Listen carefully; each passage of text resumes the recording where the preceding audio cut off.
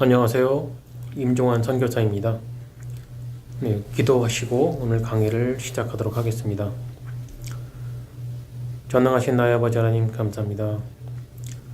오늘 우리에게 이날을 허락하시고 주께서 이날을 축복하시어 우리가 이날 함께 모여 하나님의 말씀을 다시 한번 생각하게 해주셨습니다. 오늘 함께 나눌 이 말씀을 통하여 우리가 하나님의 속성에 대해 좀 더 알게 하여 주옵시고 우리가 하나님의 무엇을 믿어야 하는지를 더욱 깨달아 알게 하여 주시옵소서. 이 모든 말씀 우리 주 예수 그리스도 이름으로 기도올립니다. 아멘. 네, 오늘은 신론 18번째 하나님의 속성 4번째 강의입니다. 하나님의 지혜와 권능과 거룩하심과 공의와 선하심과 진실하심에 대해서 이야기하겠습니다. 네, 사실 이 내용은 그 소교리 문답의 제4문에 해당되는 부분입니다. 소교리 문답 제4문에 하나님은 어떤 분이신가요? 라는 질문이 있습니다. 여기에 대한 그 답변은 하나님은 영이시요 그의 존재하심과 지혜와 권능과 거룩하심과 공의와 선하심과 진실하심이 무한하시고 영원하시며 불변하십니다. 입니다. 지난번 강의에서 제가 하나님의 존재하심에 대해서 설명을 드렸었는데요. 하나님께서는 성부와 성자와 성령 삼위로 스스로 존재하시는 생명의 근원이요 생명 그 자체이시고 영원한 생명이시라고 설명을 드렸었습니다. 이러한 지식은 하나님께서 우리들에게 선언하신 하나님 자신에 대한 지식입니다. 하나님의 존재하심에 대해서 우리들이 알 수 있도록 다른 방식으로 지식을 알게 해주셨는데 그것은 곧 역사입니다. 우리들의 역사 속에서 하나님께서 그의 지혜와 권능으로 자신의 존재하심을 나타내셨습니다. 성경에는 그러한 역사적 존재하심에 대한 기록들이 많이 있는데 오늘은 그중 하나를 여러분들과 함께 알아보겠습니다. 자, 권능이라는 단어는 권세와 능력을 뜻하는 말입니다. 권세는 권력과 세력을 뜻하는 단어이고 세력이란 권력의 힘을 뜻하는 단어입니다. 역사의 진행 과정을 통해 우리는 하나님의 지혜와 권능을 볼 수 있습니다. 선지자 이사야는 대략 BC 700년경에 이사야서를 집필한 것으로 추정합니다. 기원전 700년이죠. 예수님 태어나시기 이전. 이사야 44장 28절에서 45장 6절까지에는 고레스라는 인물에 대해서 예언을 하고 있습니다. 제가 읽어드리겠습니다. 고레스에 대하여는 이르기를 그는 나의 목자라 나의 모든 기쁨을 성취하리라 하며 예루살렘에 대하여는 이르기를 중건되리라 하며 성전에 대하여는 이르기를 내 기초가 세움이 되리라 하는 자니라. 나 여호와는 나의 기름받은 고레스의 오른손을 잡고 열국으로 그 앞에 항복하게 하며 열 왕의 허리를 풀며 성문을 그 앞에 열어서 닫지 못하게 하리라. 내가 고레스에게 이르기를 내가 네 앞서 가서 험한 곳을 평탄케 하며 논문을 쳐서 부수며 쇠빗장을 꺾고 네게 흑암정의 보화와 은밀한 곳에 숨은 재물을 주어서 너를 지명하여 부른 자가 나 여호와 이스라엘의 하나님인 줄 알게 하리라. 내가 나의 종 야곱 나의 택한 이스라엘을 위하여 너를 지명하여 불렀나니 너는 나를 알지 못하였을지라도 나는 네게 칭호를 주었노라. 나는 여호와라. 나 외에 다른 이가 없나니 나밖에 신이 없느니라. 너는 나를 알지 못하였을지라도 나는 네 띠를 동일 것이요 해 뜨는 곳에서든지 지는 곳에서든지 나밖에 다른 이가 없는 줄을 무리로 알게 하리라. 나는 여호와라. 다른 이가 없느니라. 이스라엘 백성들은 우상 숭배의 죄를 범했습니다. 이 범죄함으로 인하여 하나님께 벌을 받게 됩니다. 이 벌 받을 것을 여러 선지자들을 통해 수없이 예언되었습니다. 그러나 이스라엘 백성들은 회개하지 않았습니다. 그들이 회개하지 않음으로 인하여 예언된 벌을 받게 되는데 곧 이스라엘과 유다 왕국의 멸망이었습니다. 이 나라가 멸망하면서 성전 또한 파괴되어 무너집니다.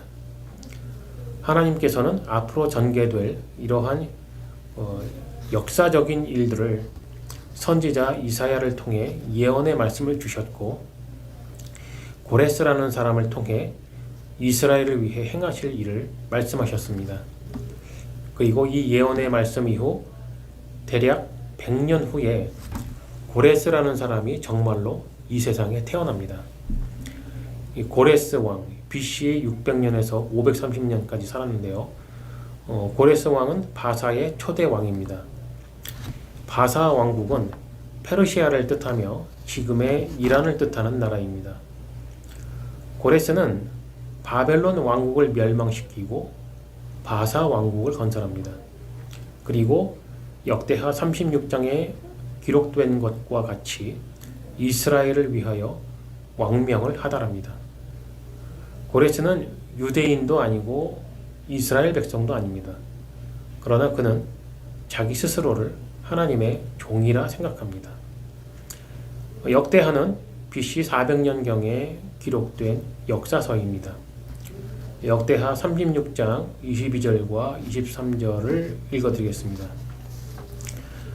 바사왕 고레스 원년에 여호와께서 예레미야의 입으로 하신 말씀을 응하게 하시려고 바사왕 고레스의 마음을 감동시키심에 저가 온 나라에 공포도 하고 조서도 내려 가로되 바사왕 고레스는 말하노니 하늘의 신 여호와께서 세상 만국으로 내게 주셨고 나를 명하여 유다 예루살렘에 전을 건축하라 하셨나니 너희 중에 무릇 그 백성 된 자는 다 올라갈지어다.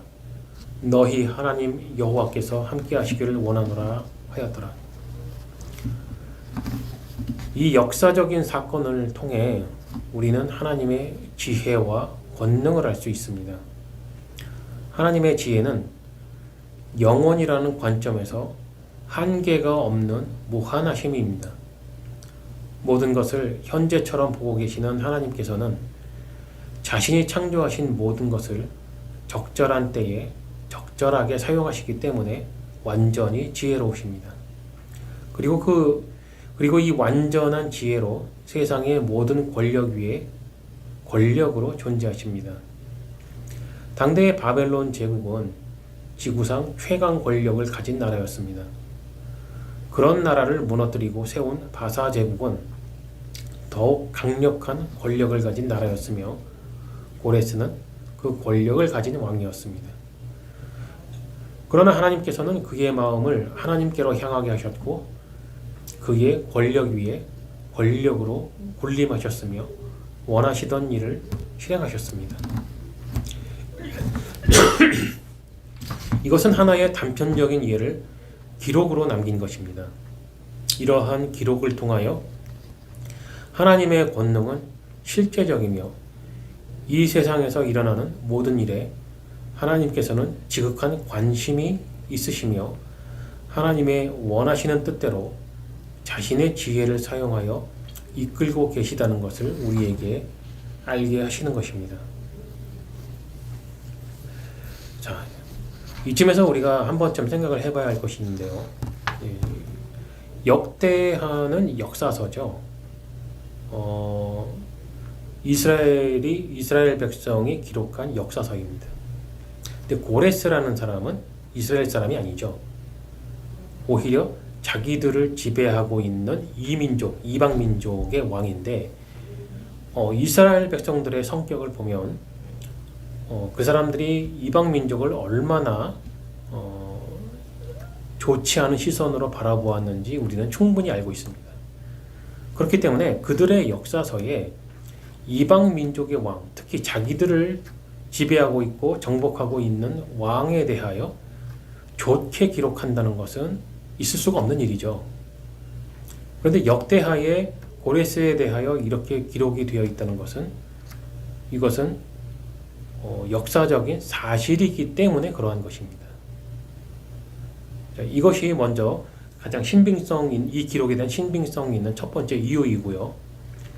우리가 여기서 또 한 가지 이제 참 생각을 해봐야 되는 것은 선지자 이사야를 통해서 예언된 고레스라는 사람의 이름, 명확하게 이름까지 예언이 되어 있죠. 그리고 정확히 100년 후에 정말 고레스라는 사람이 이 세상에 태어났다는 사실, 그리고 100년 전에 이 사람에 대해 예언했던 하나님의 말씀대로 이 사람이 여호와 하나님을 인정을 했다는 사실, 그리고 자기가 지배하고 있는 이 포로된 백성들에게 자유를 줬다는 사실, 이런 상황들을 한번 생각을 해보십시오. 이게 과연 가능한 일인가? 이렇게 하나님께서는 모든 것을 현재처럼 하나님께는 모든 것이 영원한 현재이기 때문에 그래서 이런 것을 모두 알고 계시고, 또 알고 계시기 이전에 하나님께서 계획을 하셨고 이렇게 이끌어 가실 것이라는 것을 미리 예언의 말씀으로 주신 겁니다.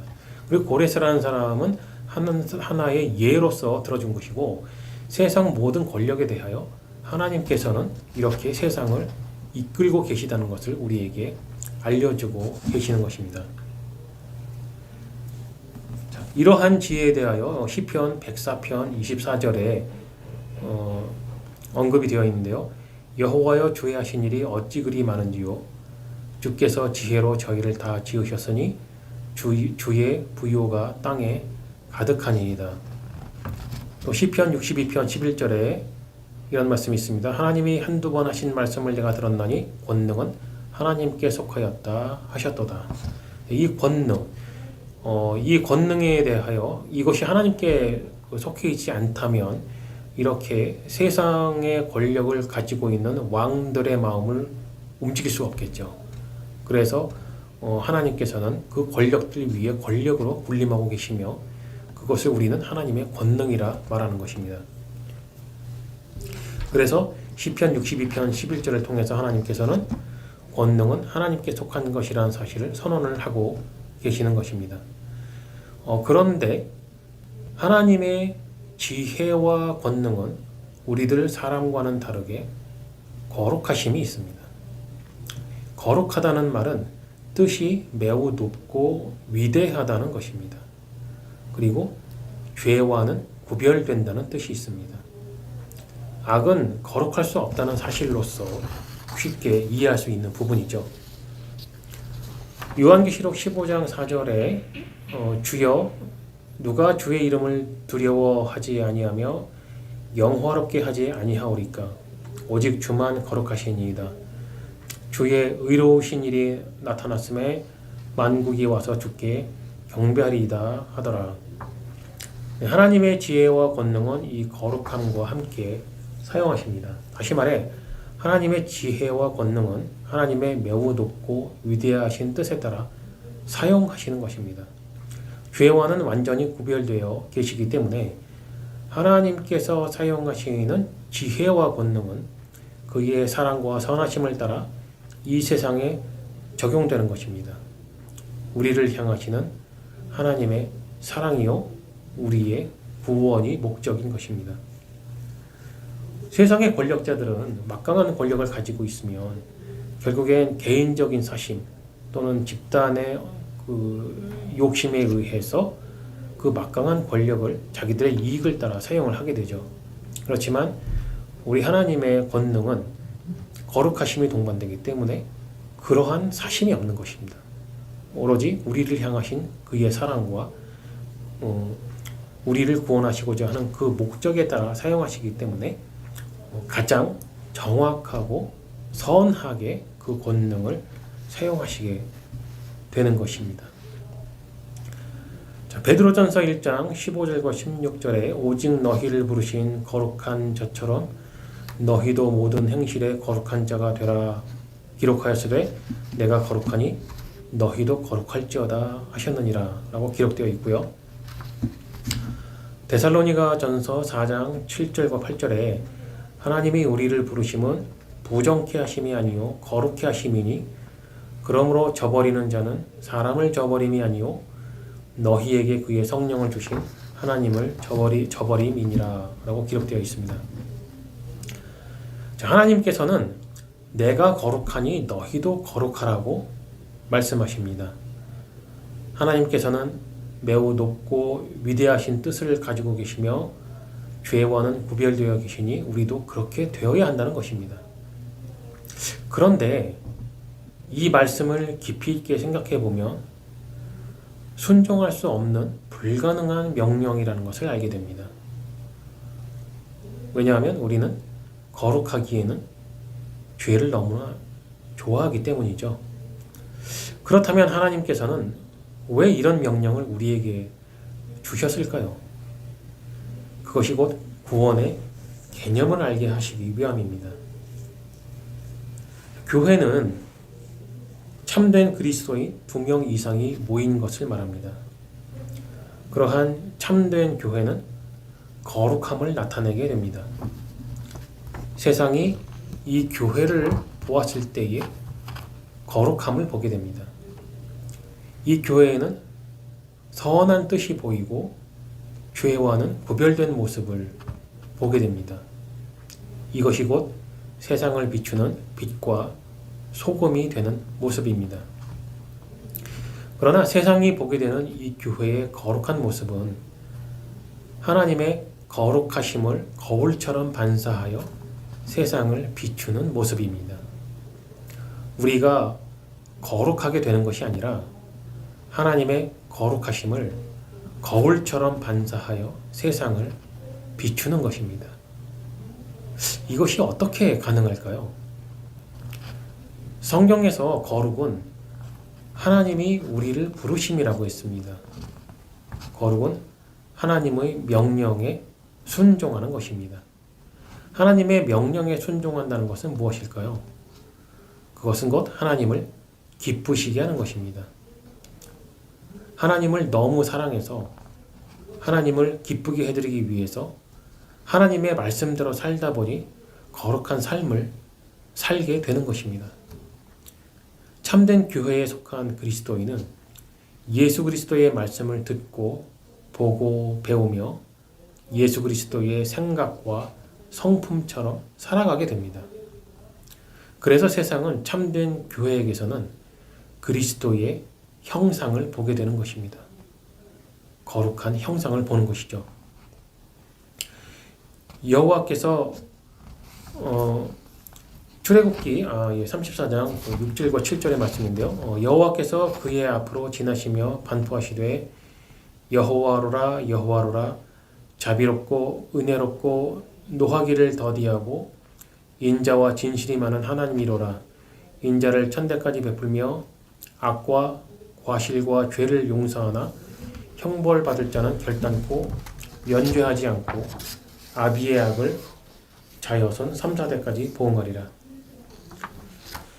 네, 출애굽기 34장 6절과 7절은 하나님의 공의로우심을 선언하고 있습니다. 하나님께서는 공의로우시기 때문에 죄와 벌에 대해 명확히 하십니다. 그러나 하나님의 선하심으로 우리를 용서하십니다. 하지만 그의 진실하심이 이 모든 것을 선악간에 분별을 하십니다. 신명기 32장 4절에 이런 말씀이 있습니다. 그는 반석이시니 그 공덕이 완전하고 그 모든 길이 공평하며 진실무망하신 하나님이시니 공의로우시고 정직하시도다. 네, 그리스도인은 이러한 하나님의 성품과 속성을 배우며 세상을 비추어야 하는 것입니다. 교회는 거룩함과 공의와 선함과 진실을 보여주어야 하는 것입니다. 네, 하나님의 속성에 대하여 오늘 이렇게 여러분들과 함께 나누어 보았습니다. 우리는 이렇게 하나님의 속성에 대하여 배우고 알게 된 그 지식을 또한 믿으며 그렇게 하나님의 성품을 닮아가는 삶을 살면서 하나님의 그러한 속성을 세상이 보고 알 수 있게 거울처럼 반사해서 비추어 주어야 하는 것입니다. 이것이 곧 우리들이 그리스도인으로서 또 하나님의 백성으로서 존재하는 이유와 목적인 것입니다. 네, 기도하시겠습니다. 전지전능하신 나의 아버지 하나님 감사합니다. 주께서 우리를 우리로 존재하게 하시고 주께서 우리를 이 자리에 있게 하셨나이다. 본래 우리의 성품은 죄를 너무나 좋아하며 세상의 달콤함을 너무나 좋아합니다. 그러나 주께서 나의 이름을 불러주시고 나에게 하나님을 알게 하시고 하나님의 말씀을 사모하게 하셨으며 주님의 은혜 안에서 살게 해주셨습니다. 그런 사람들을 모이게 하셨고 그러한 사람들을 교회라 불러주셨습니다. 우리가 그리스도의 이름으로 하나님의 속성을 닮아가며 그 하나님의 속성을 세상에 알 수 있도록 세상에 비춰줄 수 있게 우리를 인도하여 주시옵소서. 이 모든 말씀 우리 주 예수 그리스도의 이름으로 기도 올리옵나이다. 아멘.